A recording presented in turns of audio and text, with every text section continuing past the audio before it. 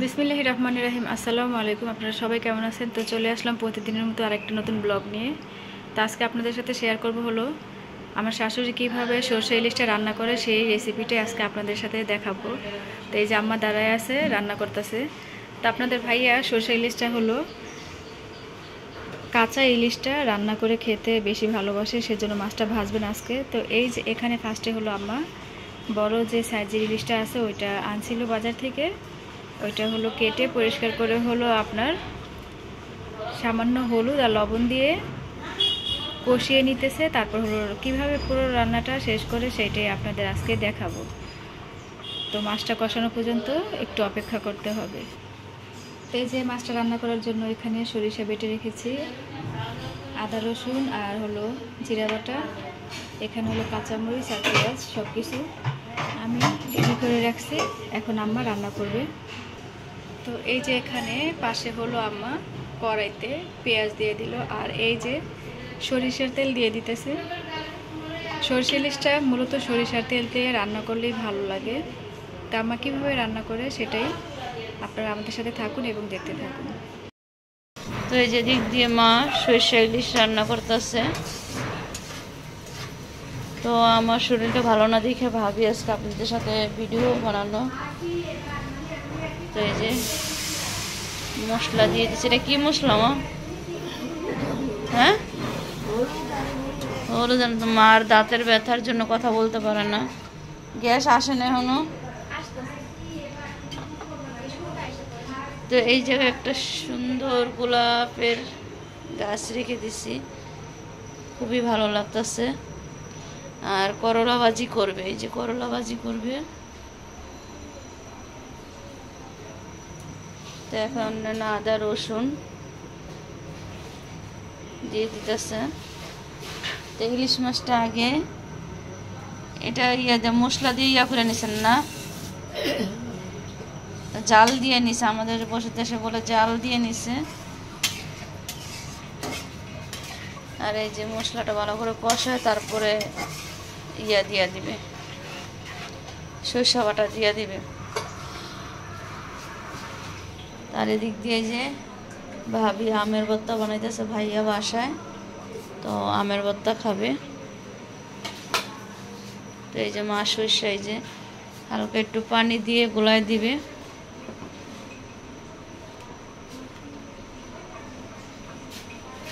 সরিষা বেটে নিচে, বেটে নিয়ে তারপরে যে গোলায় দিয়ে দিবে একটু পানি দিয়ে।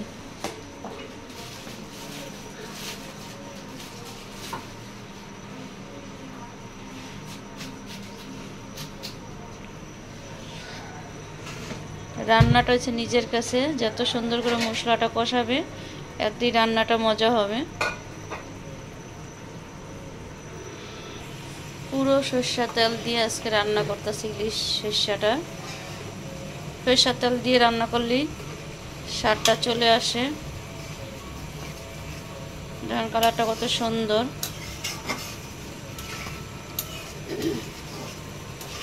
আর এদিক দিয়ে তো আমার গ্লাসটা এখনো লাগানো হয়নি, এটার মাপ নিবে, ফোম দেওয়া হয়েছে। আর এদিক দিয়ে কিছু গাছ রাখবো, যে গাছগুলো ওদিকে বাওয়ায় দিলে ভালো লাগবে।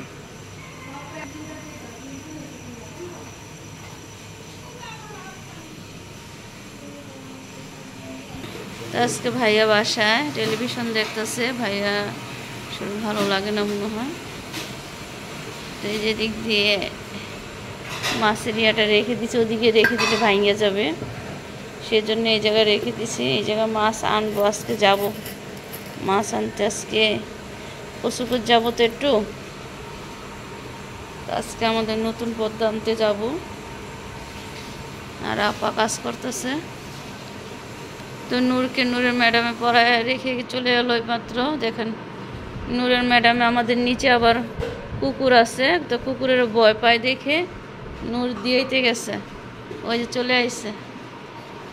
আস্তে বাবা, রে আস্তে আস্তে। ওই লাইটটা বন্ধ করে দাও, তোমার বাবারও লাইটটা বন্ধ করে দাও। তো পাখির ঘরে চলেন যাই। তো দিক দিয়ে ভাবি যে ভর্তা বানাইতেছে, ও পেয়ারা খাবে, পেয়ারা আর ওই যে আমের ভর্তা। আর মা এই যে দিক দিয়ে রান্না বাড়া করতেছে, যে সরিষা দিয়ে দিবে, মশলাটা ভালো করে কষায় তারপর দিয়ে দিল সরিষা বাটাটা। দেখছেন কালারটা কি সুন্দর চলে আসছে মাশাআল্লাহ। তো আপনারা সবাই দোয়া করেন আমার বাবা মার জন্য, আর সবার বাবা মার জন্য আমি দোয়া করি, যেমন সবাই যেন সুস্থ থাকে। এই মশলাটা আরও ভালো করে কষাবে, যেমন উপরে তেলটা আসলে মাছটা দিয়ে দিবে।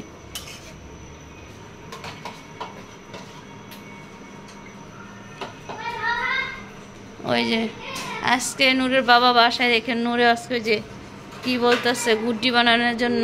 ওই যে আজকে ভাইয়া বাসায় নূরে একটা বায়না ধরবে। কি বানাইছো আজকে দেখি বাবা, কি বানাইছো তোমার বাবা? এই যে ওর আব্বুকে ওর বাবাকে দিয়ে, এই দেখেন ওর বাবাকে দিয়ে যে গুড্ডি বানাইছে, ওই যে গুড্ডি বানাইছে নূর।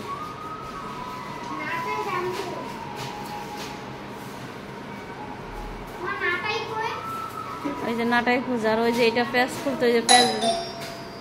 তো দাদা চলে আসছে, দেখো তো আব্বু কে আসছে।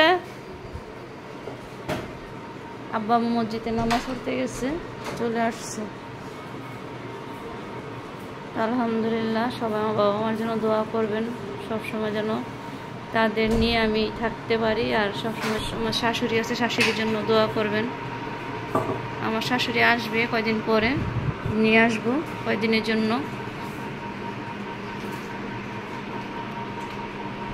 তো নূরের বাবা থাকলে দুষ্টাইম করে, যেমন নূরের পাপ্পা বাংলাদেশে আসলো, এসে ওর পাপ্পারা ছাড়া কিছু বোঝে না। আবার ওর বাবা থাকলো, তো আমার হাজব্যান্ডটি ওই ছোটোর থেকেই পাপ্পাটাকে, আর ছেলে ছাড়া কিছুই বোঝে না। ইয়া দিছেন, কাসম তো দিছেন। এটা কি আম? ইয়া না, এটা কি আম? এর কাঁচা ছিল তো ভাইয়া বাজার থেকে কিছু কাঁচা আম পাঠায় দেয়। আর ওই যে নূর ফ্রিজ খুলতেছে কেন দেখছেন? নূরের দুষ্টামি শুধু।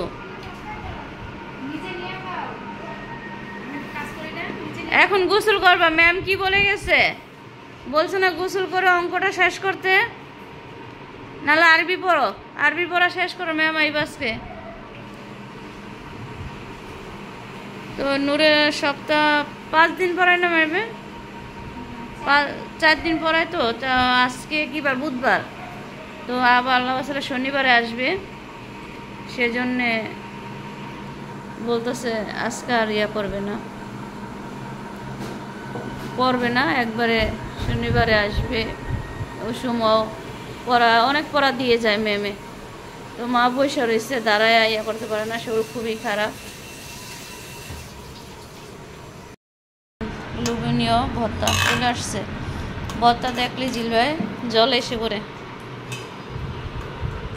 তো ভাইয়ার জন্য বানাইছে, তো আমি একটু খাইয়া দেখি। তুমি খাইয়া দিয়ে আমি একটু নিব, অনেক টক।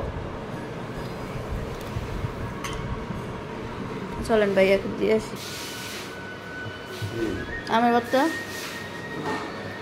এই রিমোট পড়ে গেল, রিমোট পড়ে, এই যে রিমোট।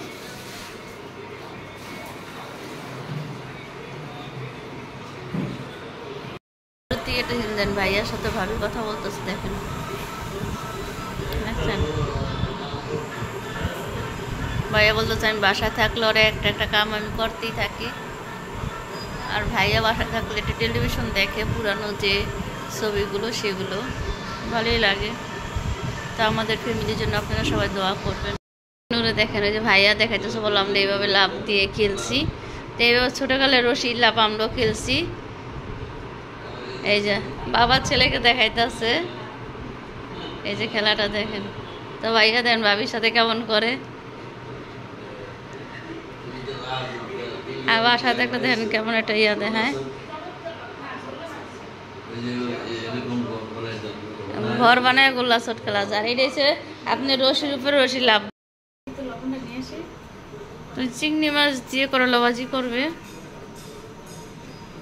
মাঝে অবশ্যই কমেন্ট বক্সে বলবেন, আর পুরো ভিডিওটা দেখে অবশ্যই কমেন্টস করে যাবেন, আর একটা সাবস্ক্রাইব করে যাবেন। আর নতুন ভিডিও পাওয়ার চলে আসবো আবারও আপনাদের মাঝে।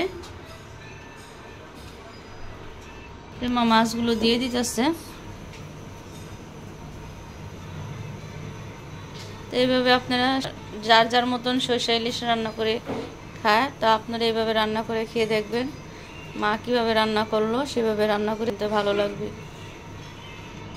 তো এই যে মাছ দিয়ে দিচ্ছে,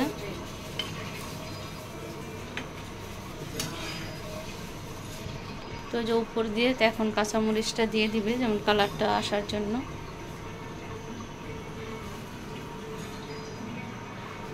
আর এদিক দিয়ে ভাবি চিংড়ি মাছ নিতেছে করলা ভাজি করার জন্য। পাশের বিল্ডিং এর কাজ চলতেছে, তার এদিক দিয়ে দেখুন আজকে অনেক রৌদ্র, মাশাআল্লাহ ভালো লাগতেছে। আর বাইরে যে সব গাড়ি যেতেছে, দেখেন বাইরের সিনটা খুব ভালো লাগতেছে। পাড়ে দিয়ে এগুলো সব মুছাইছি, টাইলস এগুলো এই যে ক্লিন করছে, পুরো আমার বারান্দাটা ক্লিন করে যেভাবে সুন্দর করে রাখছি। তো সুন্দর করে রাখলে কিছু উপর থেকে ময়লাটা না পারলে সুন্দর হয়ে থাকে। মনে করেন টাইলসের বাসা প্রতিদিন আপনার ফুল পাউডার দিয়ে মাজতে হয়, ফলট না মাজলে একটা কেমন খারাপ লাগে, আমার তো খুব খারাপ লাগে। সেদিক দিয়ে মা করলা ভাজিটাও বসাই দিতেছে। ও সাথে যে ইলিশ মাছের কাংসা দিছে, চিংড়ি মাছ দিছে, এটা একটা নতুন ভাজি দেখেন। তো ওই যে ভাবি আলুটা দিয়ে দিতেছে, আলু আর পেঁয়াজ আর ওই যে ইলিশ মাছের যে কাংসা আর চিংড়ি মাছ দিয়ে করলা ভাজিটা করতেছে, খুবই সুন্দর লাগতেছে এখন। আর এই যে সরষে ইলিশটা রান্নার শেষ, কি সুন্দর কালার। তার এদিক দিয়ে ভাবি আব্বাকে খাবার দিবে। তো আব্বা নামাজ পড়ে আসছে, তো সবাইকে এখন খাওয়া দাওয়া করবে, সবাই গোসল করবে, নামাজ পড়ে তারপরে খাওয়া দাওয়া করে। যে করলা ভাজি, চিংড়ি মাছ, তারপরে ইলিশ মাছের যে কাঁসা দিয়ে করলা ভাজি করছে আজকে।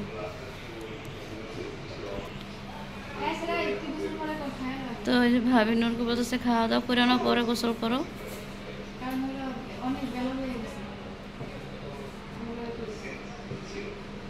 হ্যাঁ টাইম হয়ে গেছে অনেক।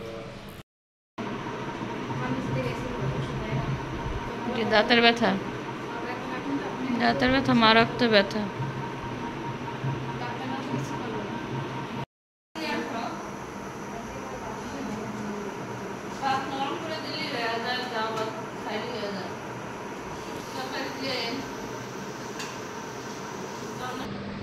আজকে সারাদিন আমরা রান্না বাড়া করলাম, সারাদিন সংসারে কী কী টুকটাক কাজ করলাম সেগুলি আপনাদের সাথে দেখালাম। তো এখন আমি যে দুপুরে খাওয়া দাওয়া করে চলে আসলাম, এই যে আমি দেখি আপা কাজ করে তুই আপনার দিয়ে গেছে। তো ঠিক করলাম। তো আপনারা ভালো থাকবেন, সুস্থ থাকবেন, আর নতুন নতুন ভিডিও নিয়ে আবারও চলে আসবো আপনাদের মাঝে। তো আজকের ভিডিওটা এই পর্যন্ত। তো ভালো থাকবেন, সুস্থ থাকবেন।